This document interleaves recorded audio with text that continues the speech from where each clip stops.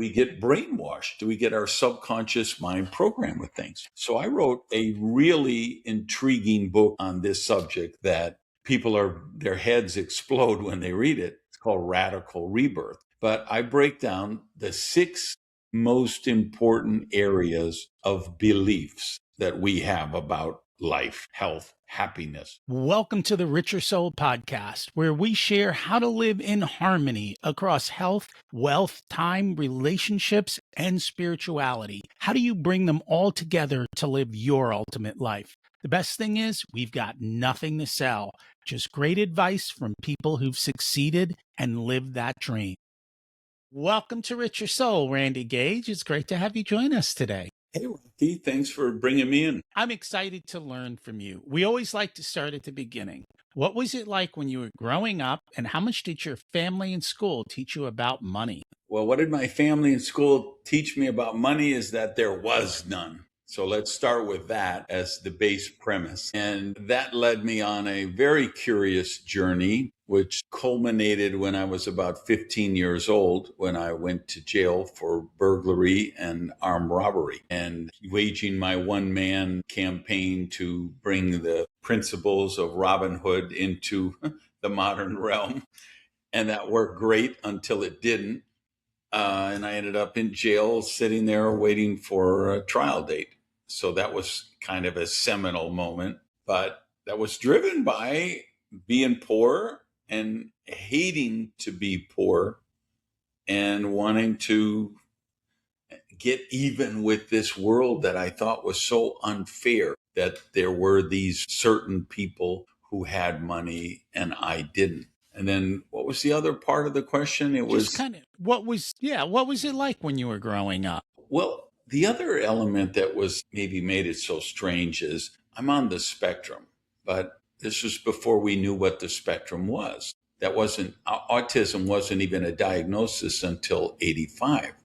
I was born in 59. So my poor mother just thought, I just have this weird kid. My teachers and counselors thought, well, he's stunted or retarded or weird or we don't know what, but he doesn't fit in the mold. And from my standpoint, I was like, obviously aliens from another planet took me and dropped me in a basket on my mother's doorstep, and she adopted me because I'm certainly not like the rest of these people in this family and this neighborhood and this school. And I didn't fit in. When you say you didn't fit in, like, what does that mean? For me, it played out. I was just this insecure, pathologically shy, social anxiety, bookworm, read hours and hours a day in my room and never did any organized sports or friendships out, stuff like that. I was just a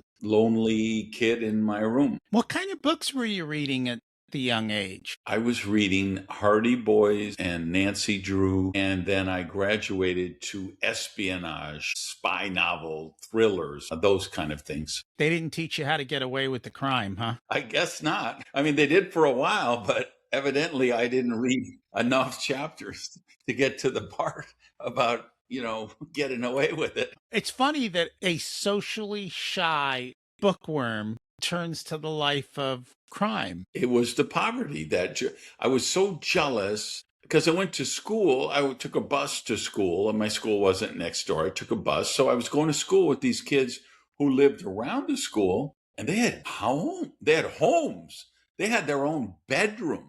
They had their own Schwinn 10-speed bicycles and go-karts and mini bikes. And then when they turned 16, mommy or daddy bought them a new car. And they went on vacations to like cool places, to other countries even. And I'm here sitting in my apartment. I'm sharing a bedroom with my brother. My sister is sharing a bedroom with my mother. The 4 of us are sharing one bathroom. We have a beat up old station wagon. We could go anywhere we wanted for vacation every year, as long as it was the Wisconsin Dells and the Tommy Bartlett Water Show. And I was just like, that's not right. I want more. So you got caught.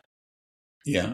Then what? I was so blessed. There was a man who came to see me. He was the father of a girl I went to school with. And after I got arrested, they just sent a letter to my mom and said, he's expelled. Don't bother sending him back. And this girl I had gone to school with, her father was a teacher, and she begged him, go and visit Randy, save him. He's rotting away in jail. And he came in and told me that I didn't belong there and I was capable of great things. And I told him he was full of you know what. And instead of smacking me upside the head, which he should have done probably, he said, no, I talked to all your teachers before I came in. They tell me you skip school for 3 weeks in a row and you show up and you ace the test the next day. Your reading comprehension level is higher than college graduates. You don't belong here. You could do great things. And after having been sitting in that jail cell watching the second hands tick on the clock out in the hallway,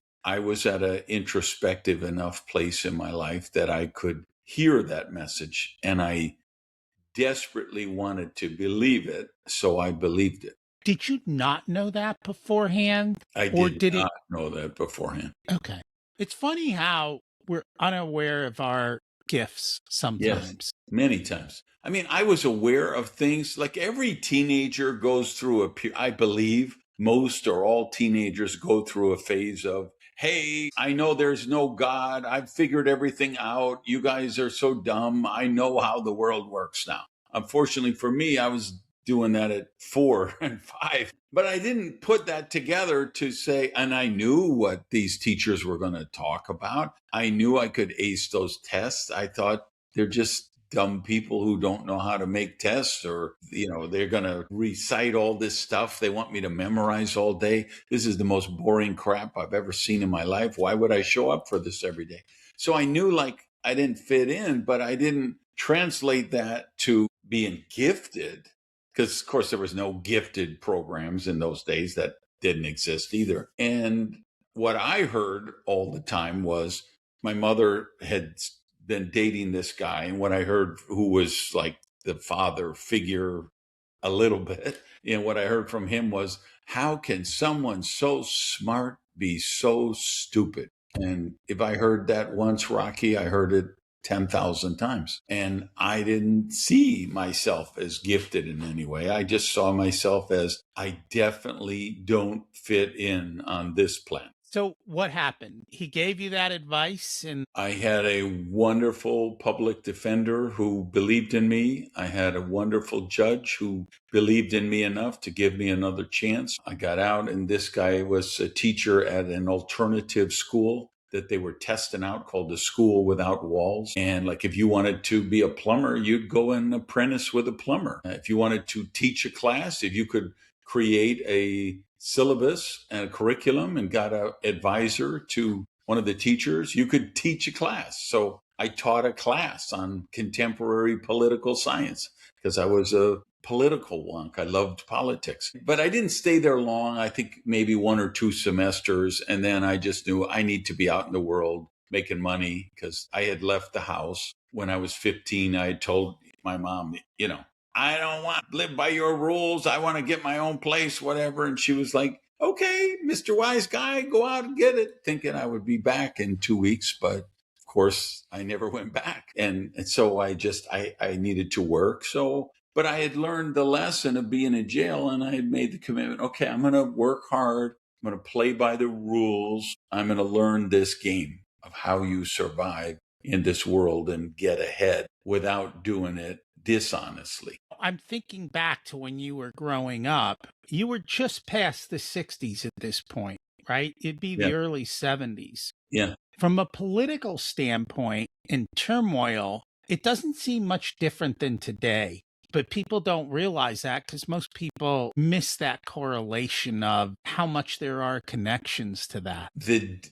Especially for me, because I grew up in Madison, Wisconsin, which is a total university town. So you have this very small city, which is deluged with 50,000 students who come from somewhere else. Very liberal, very progressive. This is the height of the Vietnam War protests. The Mass Army Research Center is blown up in Madison by a guy named Carl Armstrong, and their researcher there is working on the weekend. Building is supposed to be empty, but he was there, so he gets killed. So there's a manhunt for this guy. Ohio State is happening. Burning buildings down in Chicago is happening. It was a riotous time. And yeah, the difference today is we have social media and smartphones, which just accelerates the hate, the polarization, the otherization, the demonization. That it is.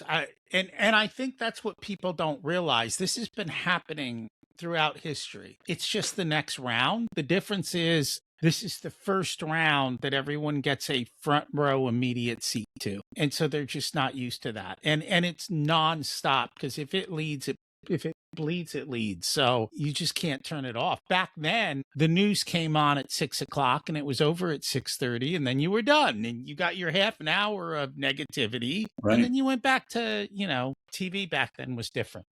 Yeah. Now So- we got 24-hour cable news shows can be on that rinse and repeat cycle all day, all night, 7 days a week. True. So you start to turn around, and then what? I go out in the world. I want to be a successful entrepreneur. I try a restaurant. It doesn't work. I have to give it back to the guy I leased it from. I try some other things. I try another restaurant. When I'm like 30, a partner and I start a delivery and takeout pizza joint. We don't really have I've made some money, right? I get involved in network marketing along the way, by the way, which teaches me about self-development some. I get into that. I make some money. So what do? Like an idiot, I take this chunk of money I've earned and I say, what do I know? I know the restaurant business. Let me open another restaurant. So I end up, long story short, the business gets seized by the IRS, and they auction it off at the courthouse, leave me 55 grand in debt. And this is back in the day. And so this 55 grand is like 55 million to me today compared to my earnings ability then versus now, right? And I ended up selling all my furniture, sleeping on the floor, everything, the whole routine. But that was the real seminal moment, the turnaround point. I had learned a little about self-development. Now I dove into it 2 hours a day, 3 hours a day. The Science of Mind, Ernest Holmes, Prosperity by Charles Fillmore, As a Man Thinketh, The Magic of Thinking Big, The Richest Man in Babylon, Earl Nightingale cassette albums, right? And I really got into the study of prosperity, which I have been in ever since. So what does prosperity mean to you? Okay, so while you say that, it reminds me I should offer everybody listening or watching, right on randygage.com, my website, there's a free PDF on the homepage, the 7 elements of an abundant life. So that's the perfect answer to your question, right? What is that? What is prosperity? It's, to me, I'm a high IQ guy, but I think the highest IQ on earth is having the ability to live your dream life. And so prosperity is having the ability to know what that is and create that. And I actually believe there's 4 elements of prosperity that money, like first one would be resources. And that's where money and material things come in. So they're part of that, right? But then there's health and wellness is another quadrant. The third one I would call harmony or spiritual harmony. Some people that's religious, some people it's secular, some people it's just more spiritual. But meaning you're comfortable in your own skin. You got clarity, you got calm mind, you're peaceful. And then the fourth quadrant I call significance. Because I believe at some point, if you go like I do, I went out and I made all this money and I bought all these exotic cars and I flew private and I got all the bling bling and all of that stuff. And then you realize, I want to move from success to significance. I want to know that because I was here, this earth will be a little bit better when I leave it. And I think those 4 quadrants, that's the real answer to your question. So when we started this podcast, I came up with kind of these quadrants. They're not exactly quadrants. first and foremost, you have to really define your purpose. I think for a lot of people, they think that's got to be like, I'm going to change 1 million people and change the planet. I'm like, no, you can just have a very simple purpose in life. It doesn't need to be great, but you truly have to want to do it. And I think a lot of people don't even know their purpose and they chase someone else's purpose. The second thing was you got to have the right mentality, the right mindsets, understanding it both internally and externally. So, what's the noise in your head and what's the noise you're seeing outside your head that's affecting the noise in your head? And then it comes down to the basics, what you talked about very much so, which is health, right? Time, money, time freedom, how we are relationship wise, and then that spirituality. And I think for the longest time, we use the word balance, but the reality is there's no such thing as balance. You can't balance those things because they're never going to be in balance. So how do you kind of create what you use that same word harmony across it? And how do you find that? And I have found the more I've met people, everyone's got some sort of take towards that in slightly different words. You said significance, and that's one. I went and saw Tony Robbins, and Tony Robbins talks about significance. He talks about it in a negative way. And in his world, significance is ego, that I'm significant. But it sounds to me like you do it more as how am I giving back and so forth? How am I growing? And how am I making the world a better place? Yeah, I think your purpose quadrant and my significance quadrant are probably one and the same. Hmm. Because again, when I say because there is, I hate to use the tropes like how many shirts can you wear in a day, how many watches can you wear. I get that because I don't like to use them because that's negative connotation. We know money, like any other thing, is at its ultimate level is energy vibration, and energy can be attracted, energy can be repelled.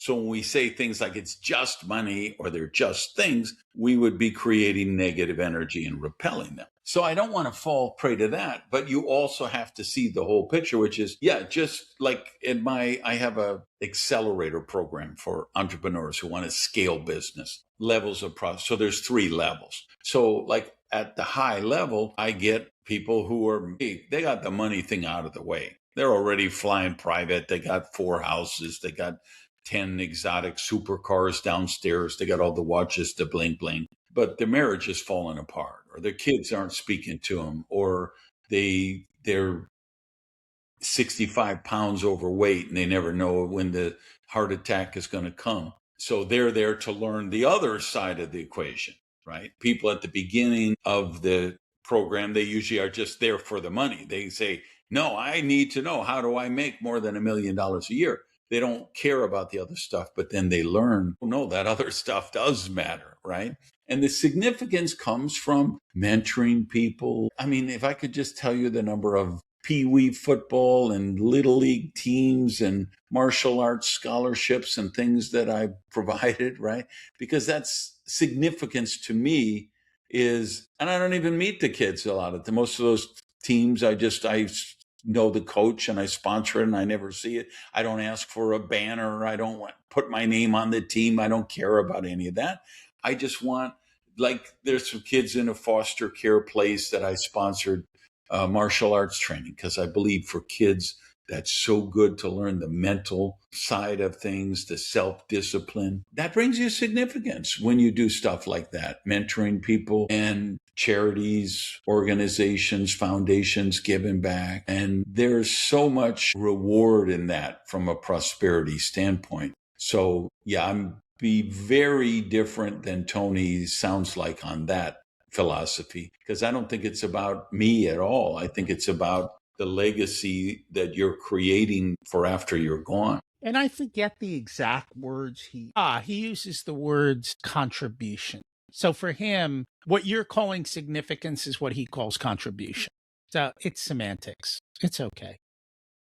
Yeah, I know he does a huge like Thanksgiving meal drive every year, and it does some really great work in that area. So he's certainly into that. Why do you think these people end up in that place, right? They've got the house, they've got everything, they're flying private, they've got the beautiful cars and And yet their life is a disaster. They got programmed. They're under the control of mind viruses. And I don't mean some alien super laser beam. I'm saying we're programmed with mind viruses, memes. Like you hear memes a lot today.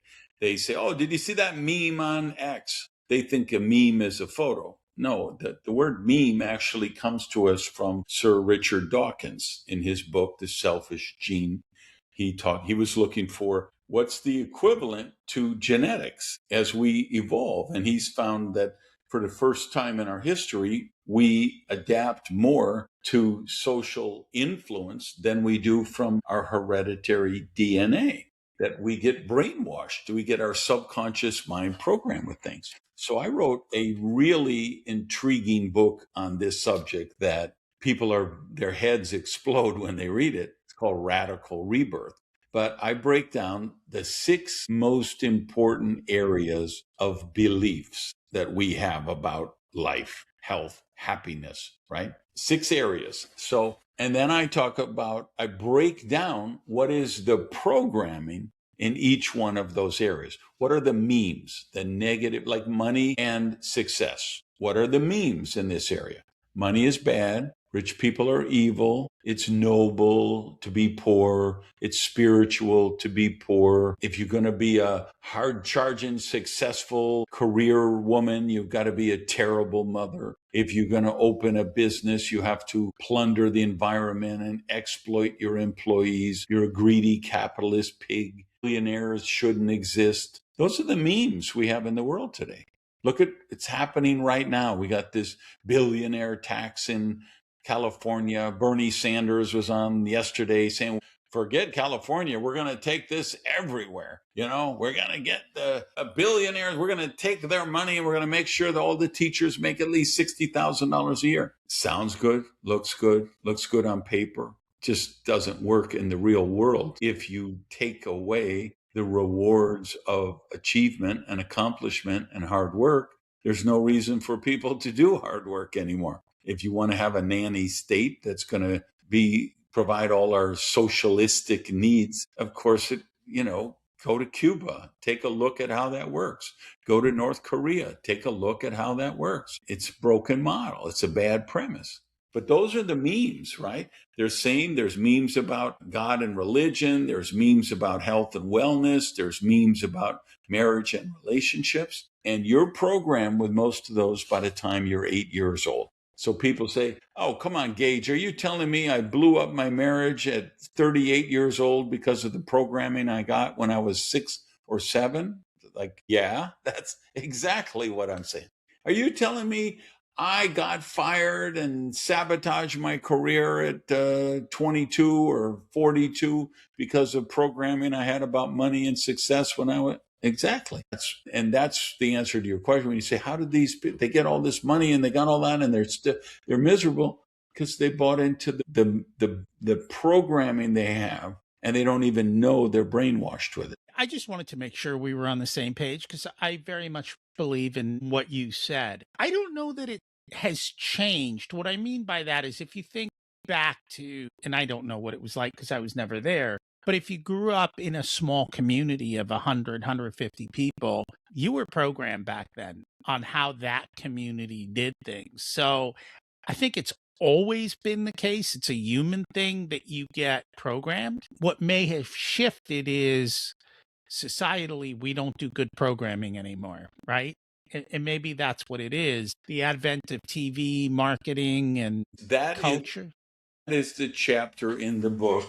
For you guys watching, I'm going to step away, find it. When you say, what's different? If you grew up in 150 people, it was a little community, out in Africa with the tribe, the village raises a child or whatever Hillary said. Here's the difference. Social media, the internet, and how we can scale brainwashing. So what I did in this book is, I got to get to this page because you'll just die when you see this. I'm talking about the programming, like in the movies and TV and whatever generation you are, right? You could be a baby boomer like me, XYZ, whatever. I will show you in your particular generation what were the hit shows? What were the hit movies? What were the hit books, plays, operas, songs on the radio? And then we can look at the subconscious programming of them. So, as example, what was the first big blockbuster superhero movie? It was the first Spider-Man. There's a place in the movie where little Peter Parker is talking to his uncle who's raising him because his parents are dead, right? And he says something and his uncle says, "We may not be rich, but at least we're honest." Well, wait a sec. What does that mean? Let's translate that to English. We may not be rich, but at least we're honest. Of course, we know what it means. Rich people are evil. Money is bad. You should be grateful we're poor because that means we're honest, hardworking, salt of the earth people. Now, why is Peter being raised by his uncle? Because he's an orphan, right? Now, here's what we know about mind viruses. We know that the more emotional they are, the stronger they propagate. Because what a mind virus does is it parasitizes the host and causes you to replicate it. So if you hear that Taylor Swift song, now it's like an earworm. Now you're in the elevator, you hum the song. Now it's an earworm to the lady and the guy next to you, and it's in their mind. A thing like "Just Do It" for Nike, that's a meme. Where's the beef? That's a meme. But again, the more emotion there is, the faster and the further they spread around the world, the stronger they anchor in your subconscious mind. So here's a question. What would be more emotional to a mother or a father or a child than a protagonist who loses their mommy and their daddy and they're an orphan, right? So why is the Peter Parker story so interesting? Because he's an orphan. That program. So you're at the movie, you think, I'm just eating my Milk Duds and my popcorn and I'm watching a cool flick. No, you're being brainwashed that money is bad, rich people are evil, and it's spiritual to be poor. So I thought, let's just break down, because isn't it funny that Spider-Man is an orphan and Superman is an orphan and Batman is an orphan? So let me just take a hot minute. This is the chapter in the book. Here's the orphans in our literature.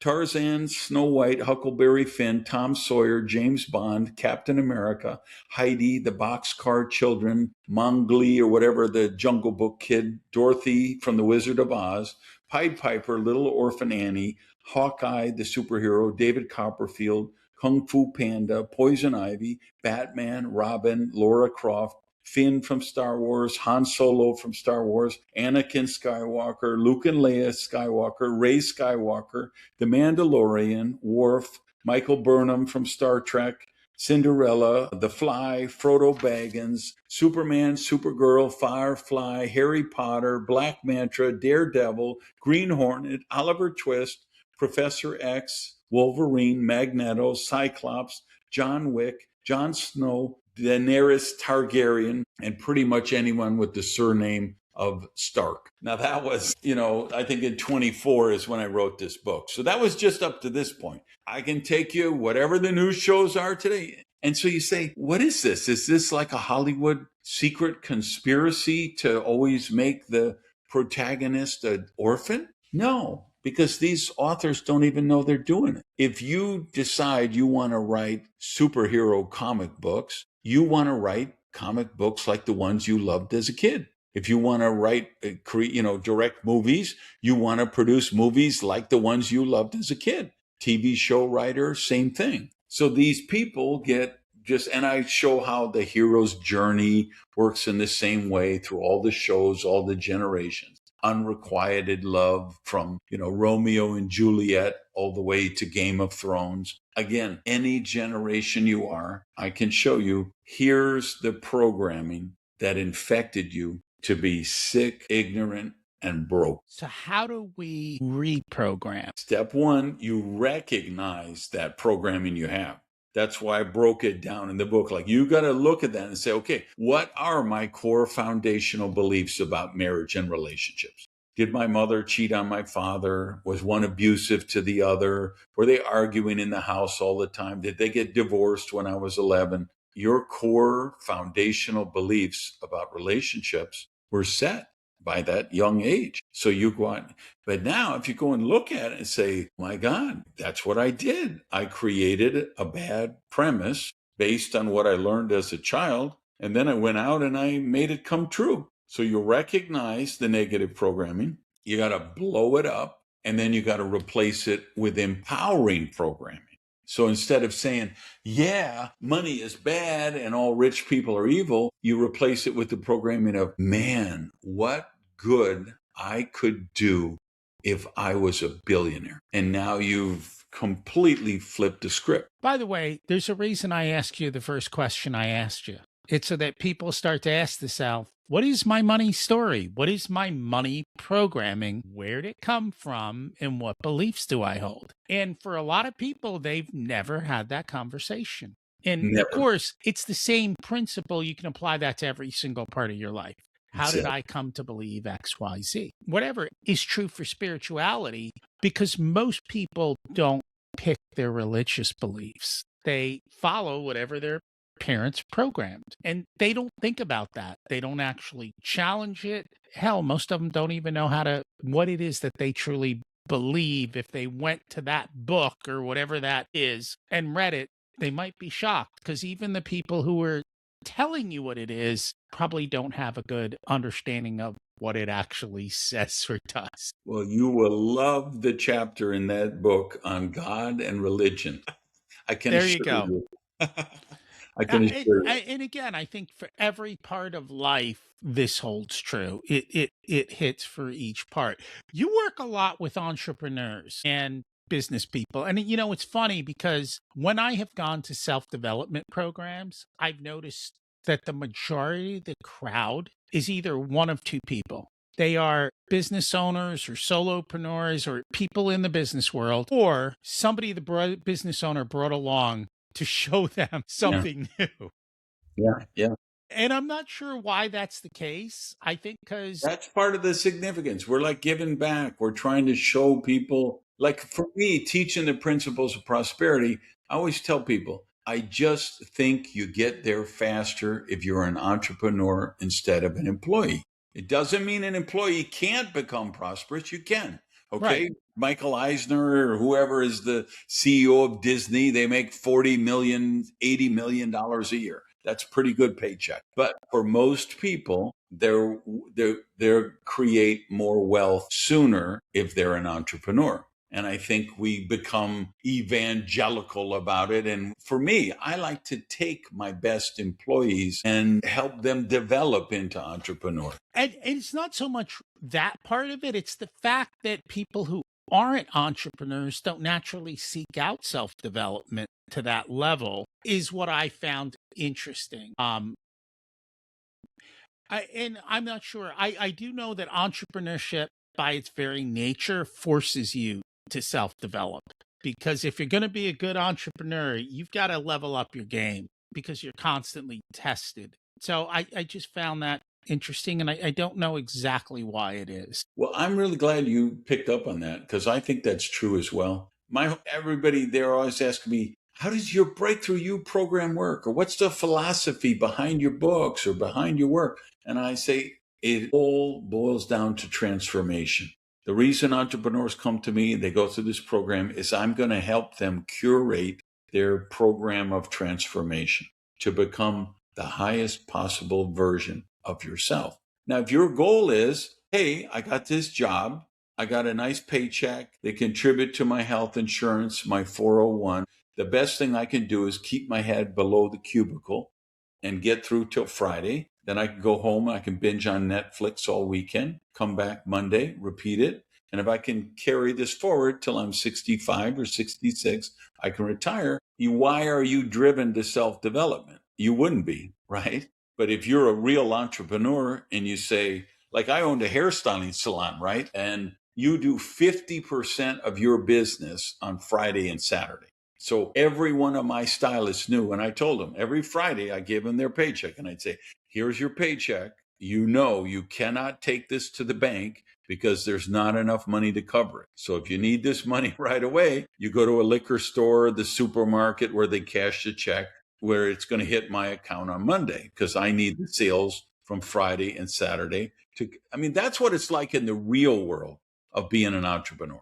That's you don't hear that. Everybody wants to be Elon Musk and Peter Thiel and Gary Vee. And hey, there's a romanticism about that. But all those guys and everyone else who's ever been an entrepreneur, they've been in the other situation, right? I remember Jason Calacanis talking about having coffee with Elon Musk and asking him how it's going with his crazy new Tesla car company. And Elon said, I think 2 weeks, and then I'm completely out of money. And then Jason sent him a check, I think, for 10 grand or something, and said, hey, these new cars sound interesting. I'd like to put a deposit on a couple of them. And so at one time, Jason had model number 001 and another one was 003 because he had given that check to Elon when Elon really didn't know if he was going to be able to cover payroll next week.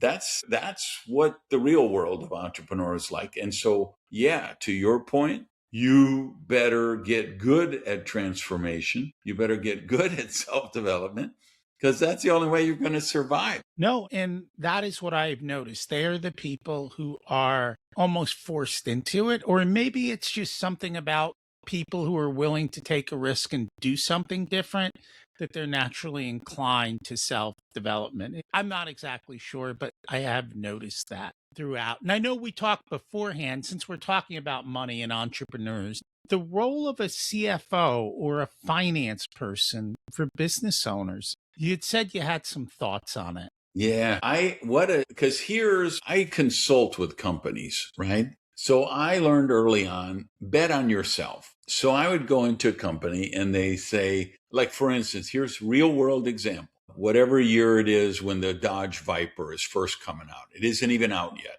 I'm home one night, I'm watching TV. Lee Iacocca comes on and he's standing in front of a red Dodge Viper. That's the sexiest car since the Earth's crust cooled. I'm concerned. When it's sitting still, it looks like it's going 250 mile an hour. I'm like, I got to have one of those. So it's like a month later, I'm negotiating with a client company that they want me to do consulting with them. So we're doing the whole contract and I say it's this much initiation fee, this much a month, blah, blah, blah. And then and at this time, I think they were doing about $200,000 a month with their sales. So I say, and in this contract, I need you to add a clause that the first month you hit $2 million in sales, you're going to deliver me a new Dodge Viper down in Florida. The CFO throws up all over that. No way, deal killer, can't happen. Matt, don't agree to this. You can't do it. Matt's like, come on, Matt, the taxes, he gets in an accident, he kills someone, they'll try and sue us, the insurance and transferring the title, it's a deal killer. And Matt, the CEO, fortunately thinks like a CEO, and he said, never mind, of course, we'll do the deal. You get just the $2 million a month, I'll be happy to deliver the Viper myself. That's where I got my first Dodge Viper. So I'm always doing deals like this, and it's always the CFO who's trying to kill my deal. So I hate CEOs. I think they're all possessed by demons. But now my opinion of them has changed so much because I have learned how helpful a good CEO can be to a company. So this is the clip of this podcast you take out and you promote your little CFO gig, okay? Because I now know, like, they're the ones sitting with the CEOs and the founders like me who say, I have this great idea. I want to take $5 million and open this division, or I want to launch this company with, and they say, okay, let's talk about the cash flow. Let's talk about the debt service. Let's talk about, let's find the creative way we can do this.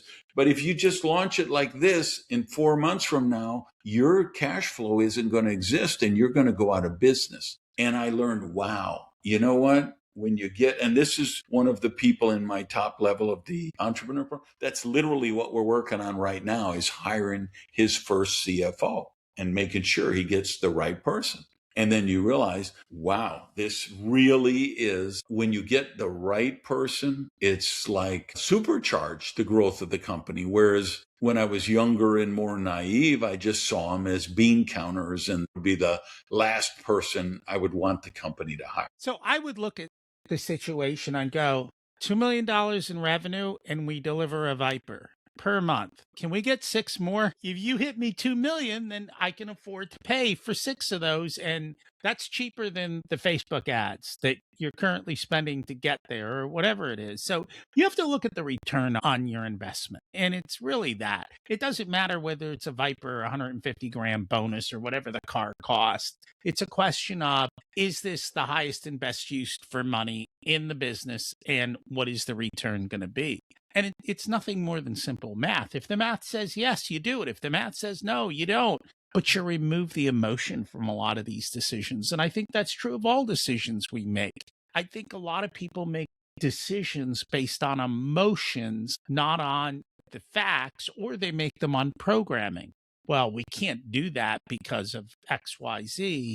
And it goes back to that. So Yeah, that's the key. 2 points to that. 100% what you say about the emotions. And the other thing, though, I think, to be fair to CFOs, is I think that was just the way they were trained back then. In the East, that was. In the 2000s, they were like, you're the guardian of the cookie jar, protect the money, protect the company. People didn't necessarily look to them as the visionary, pull the business forward, like doctors, right? Doctors were never taught nutrition, exercise, any of that. They were taught, here's how you cut out an organ.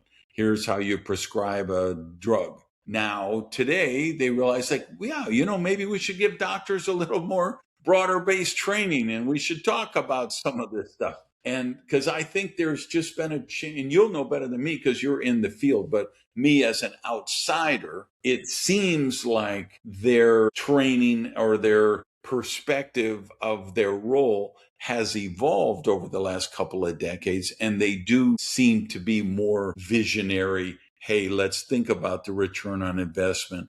Let's think about how this decision might grow the company, instead of just exclusively thinking about covering their ass to protect the company. I think it depends. I think that's still probably more the minority versus the majority. And again, it just depends on the situation, the place, and everything else. But I don't know that that is the norm. It's funny when I meet an older CFO, of course, because I'm older, and I'm like, if you haven't already built your wealth, I don't trust you as a CFO.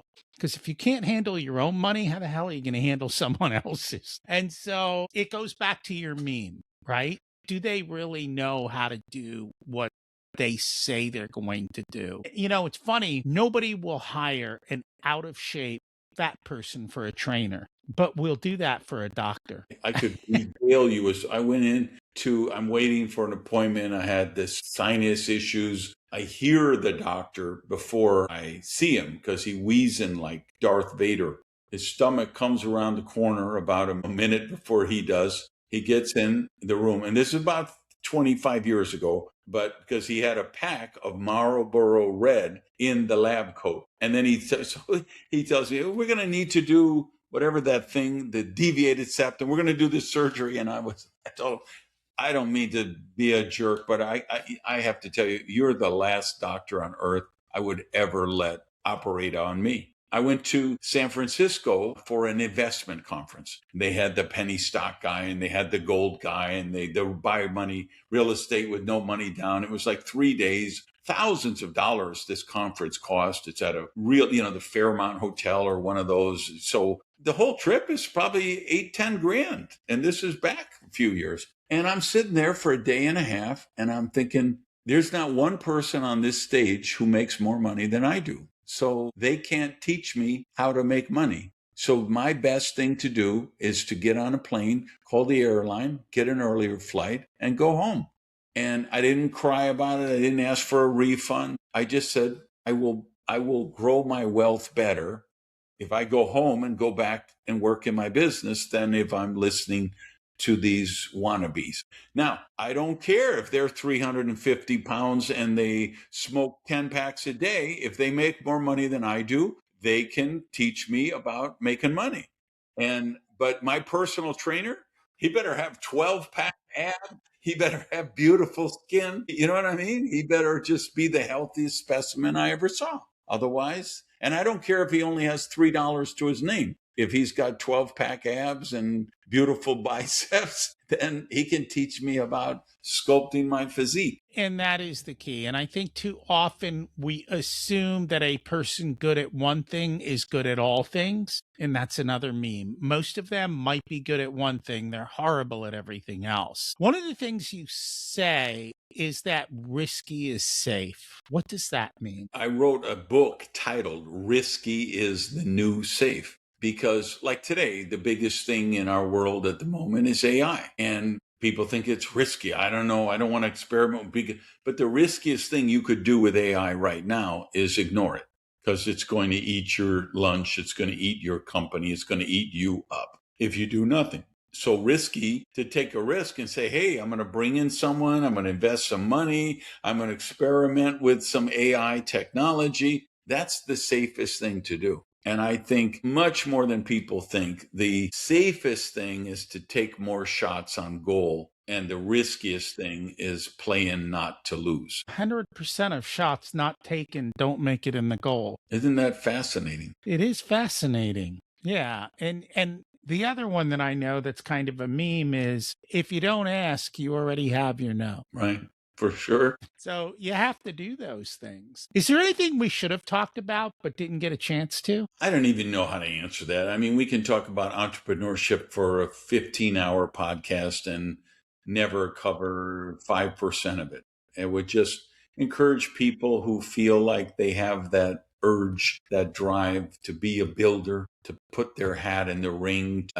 You don't have to quit your job and invest your life savings and roll all the dice. Go out and experiment, get a side gig, test something out, try some business ideas, get a mentor, do the research, ask AI. Hey, go into your chat GPT or your Claude and say, hey, with what you know about my skills, with what you know about my experience, with what you know about my philosophy, if I were to become an entrepreneur, where would can you give me 10 different things that I might want to experiment with or consider? Then bounce those ideas off a mentor, do some critical thinking about it, and then go out and take a prudent, measured attempt at it. I'll give you one piece of advice. Don't open a restaurant. Yeah. They have a very high failure rate. You It's not what you no think it idea, is. Rocky. Every time I walk by, there would be some empty storefront or some restaurants going out of business. I think, if I put a restaurant in here now, with what I know now about marketing, with what I know now about copywriting, what I know now about franchising, just stop it, because I've built this beautiful lifestyle business, right? Which really, I schedule my free time off. I have my dream life. I live in a beautiful home. I'm in a little island between Miami and Miami Beach. I have water view all around me. And I love my life. So, but there may be some point where I say, I'm going to create a concept and I'll never work there. See, I will never be the guy that the police call at 3 a.m. and say the alarm is going off. I will never be the manager that the chef's wife calls at 6 a.m. because he came home drunk and he's not going to show up. I would be the investor and the president of a chain that I think I could prove a concept and then franchise. That might be something I do at some. Dan Sullivan is very good at that. He writes what is called a one-page memorandum. He goes, here's the idea, here's the money, go execute on this for me. And he gets out of the way. And he does not buy the restaurant. I mean, in the sense of run the restaurant. Right. Yeah, I literally came across him. I don't know. I had clients of mine in my coaching program who had been in strategic coach. Yes. So I knew of him, but I didn't study anything of him. And then, I don't know, 4 or 5 years ago, I picked up X is Better Than X or Who Not How, one or the other. Then I got the second one. And then, he does like a book every quarter now where he doesn't even write them. He has a team do that.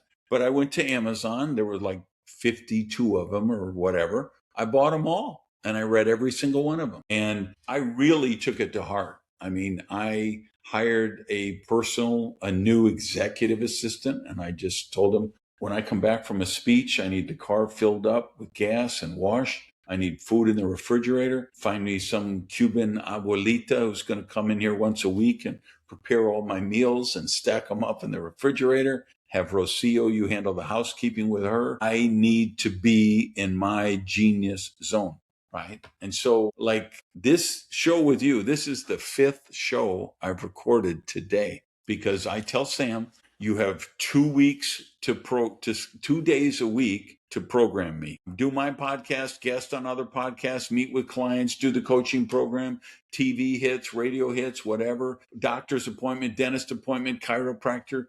You have to do everything in 2 days. The other 5 days are blank. They're only for me, and you can't touch them.